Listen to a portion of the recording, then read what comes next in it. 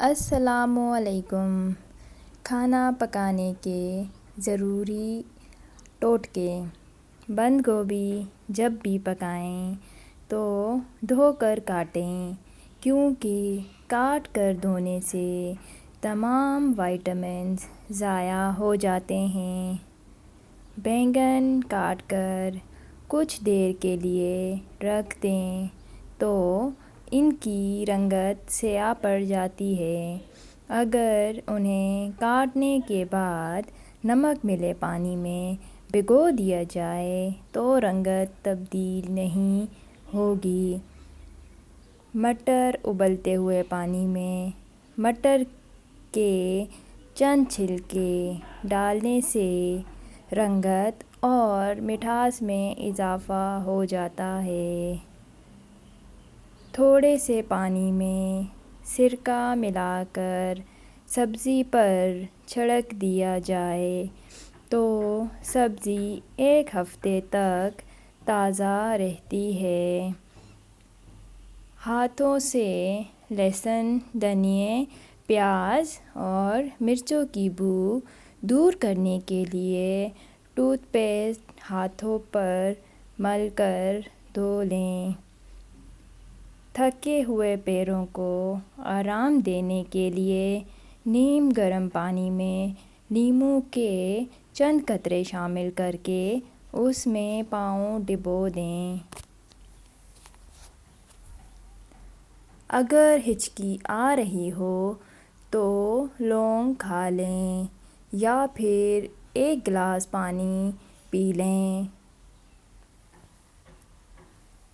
گلدان کے پانی میں اگر صابن کے کچھ ٹکڑے ڈال دیے جائیں تو پھول دیر تک تر و تازہ رہتے ہیں۔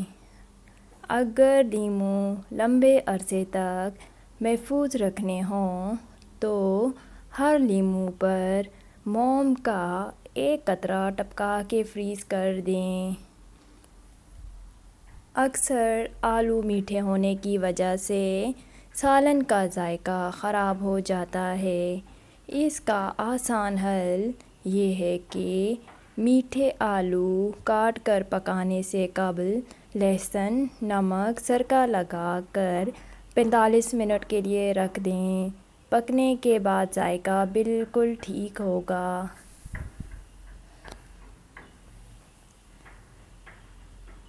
ساگ پکانے سے قبل اگر اسے کھولتے پانی میں ابال لیا جائے تو لذت بڑھ جاتی ہے۔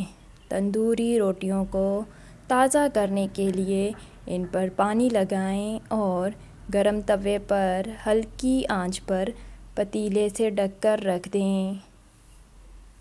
10 منٹ بعد روٹیاں تازہ ہو جائیں گی۔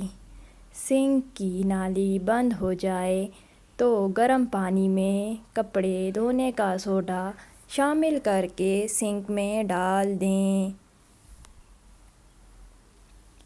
پھٹکڑی باریک پیس کر کچن کے کیبنٹس میں رکھ دیں تو کیڑے نہیں پیدا ہوں گے۔